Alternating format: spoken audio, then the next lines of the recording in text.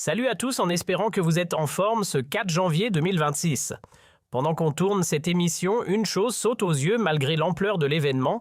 Le gouvernement algérien, dirigé d'une main ferme par Abdelmadjid Tebboune, n'a toujours pas soufflé le moindre mot sur l'arrestation musclée de leur cher camarade, le président vénézuélien Nicolás Maduro.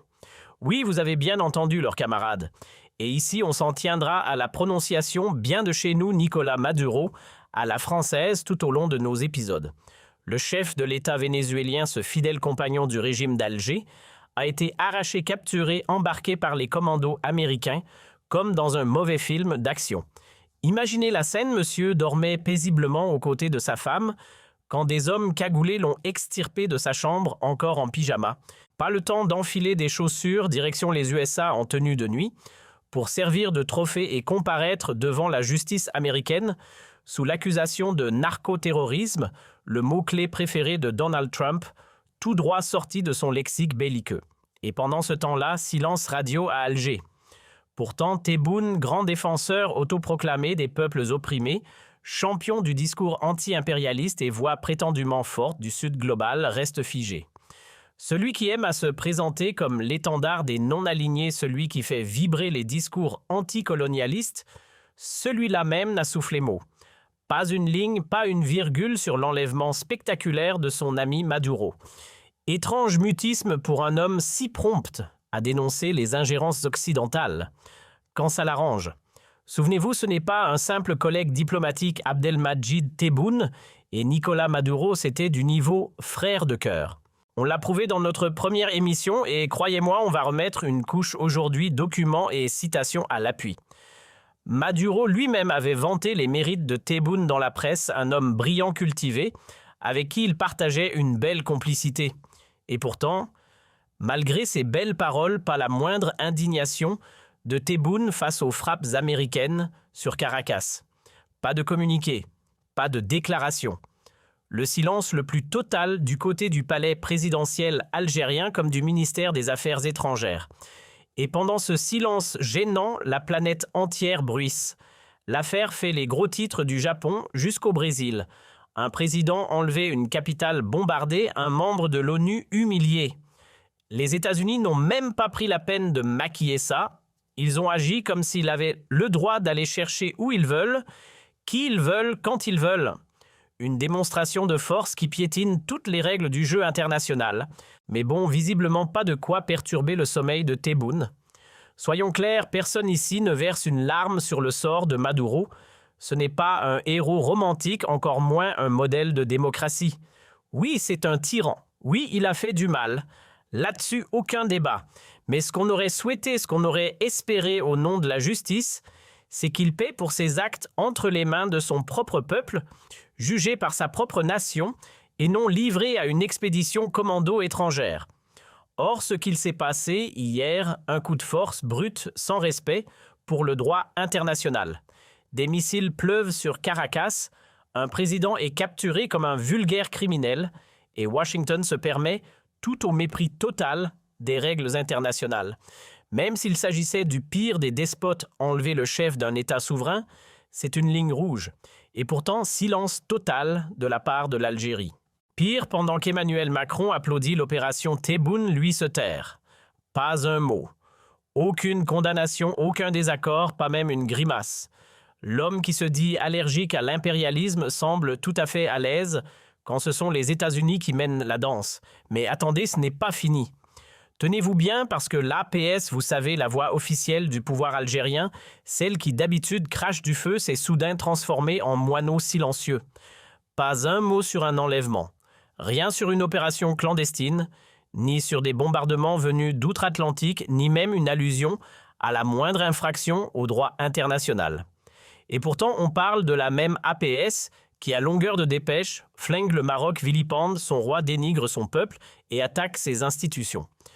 Une APS toujours en mode agressif face à la France et constamment en train de gronder contre l'entité sioniste. Bref, une machine de guerre médiatique, sauf quand Washington entre en scène. Et là, magie devant les États-Unis, l'APS devient soudainement douce comme un agneau. La dépêche officielle. 4 lignes chronométrées. Oui, seulement 4. Des explosions signalées, arrestation de Nicolás Maduro transféré à l'extérieur du Venezuela par des forces américaines, selon certaines sources médiatiques. Voilà, fin de l'histoire. Une neutralité glaciale, une tiédeur presque gênante. Jamais, au grand jamais, on n'a vu l'APS aussi plate, aussi fade, aussi diplomatiquement anesthésiée que dans cette affaire-là. Quand il s'agit d'un kidnapping militaire version US, l'indignation s'évapore comme par enchantement. Petit rappel pour ceux qui auraient la mémoire courte, Tebboune et Maduro, ce n'étaient pas juste des collègues en costard, c'était pot à pot, version diplomatique. La preuve, lors de sa visite à Alger en juin 2022, Maduro n'a pas tari d'éloges sur son hôte algérien, un homme brillant, cultivé, solide et réfléchi, disait-il fièrement à la presse. Il n'avait pas hésité à parler d'un lien d'amitié né entre eux, comme une sorte de fraternité géopolitique tissée au fil de leur rencontre.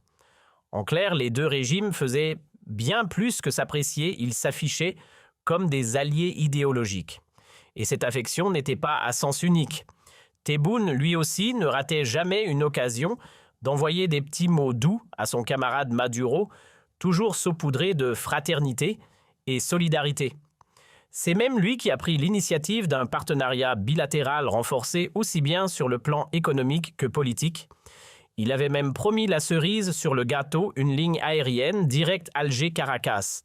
Oui, un pont entre les deux capitales comme symbole de leur alliance stratégique destinée à doper les échanges et faire rayonner la coopération sud-sud, la bromance d'État dans toute sa splendeur. Revenons un instant à juin 2023. À ce moment-là, Tebboune ne se contentait pas de discours, il passait à l'action. Il avait carrément dépêché un émissaire personnel à Caracas pour discuter en tête-à-tête avec Maduro. Objectif de la mission : piloter les travaux de la 4e session de la fameuse commission intergouvernementale mixte entre l'Algérie et le Venezuela. Une réunion de haut niveau tenue les 8 et 9 juin dans la capitale vénézuélienne censée sceller une coopération tout azimut économie, sciences, culture, commerce, bref, une alliance stratégique à plusieurs étages, et qui représentait Tebboune dans ce tête-à-tête nul autre que l'ex-ministre de l'Agriculture Mohamed Abdelhafid Hani. Micro en main, il avait prononcé un discours aux accents chaleureux « Je suis ici en terre sœur pour approfondir des partenariats dans des domaines essentiels entre nos deux nations ». Il avait aussi transmis les salutations fraternelles de son président à son frère Maduro.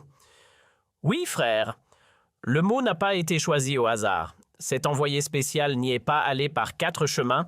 Les deux pays ambitionnaient, selon lui, de nouer une relation stratégique de très haut niveau.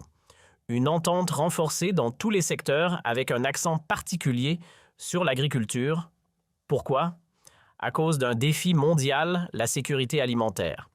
Et l'Algérie comme le Venezuela y voyaient un terrain idéal pour cimenter une proximité politique et idéologique déjà bien solide. Maduro, pour se faire bien voir par Tebboune, n'a pas fait les choses à moitié.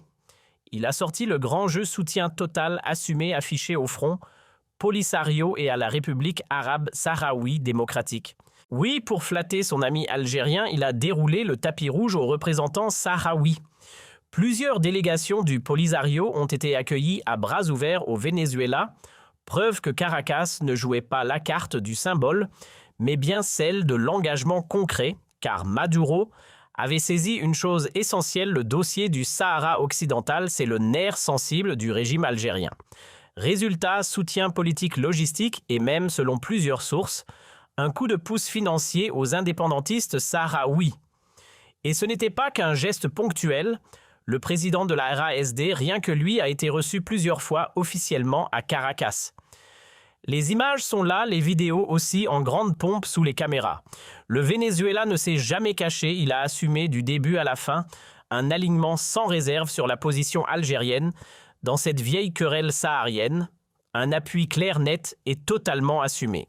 Alors quand a eu lieu la dernière grande accolade diplomatique entre Caracas et les représentants sahraouis, réponse en 2023.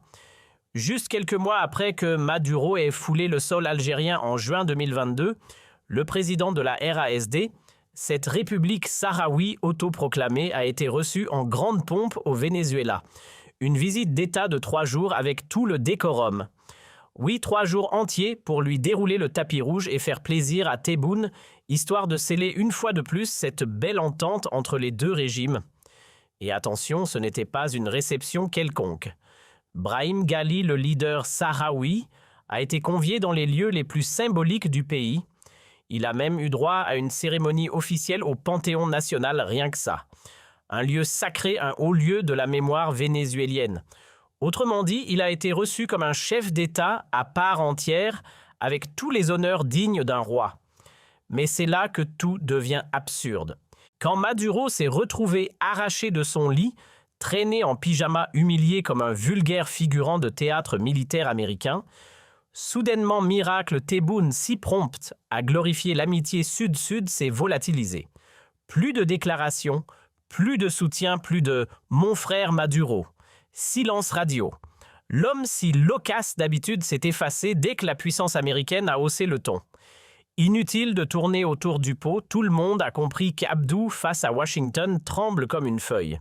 La simple idée d'une colère venue de la Maison-Blanche lui donne des sueurs froides.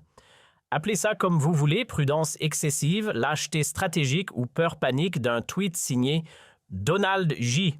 Le résultat est le même.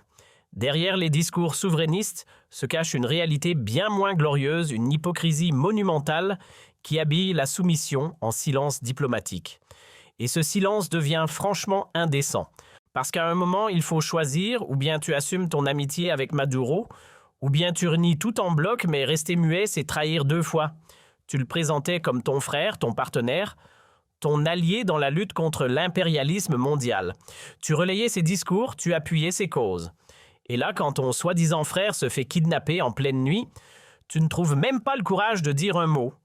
Pas même une phrase, pas même un regard indigné. C'est ça la loyauté version Tebboune.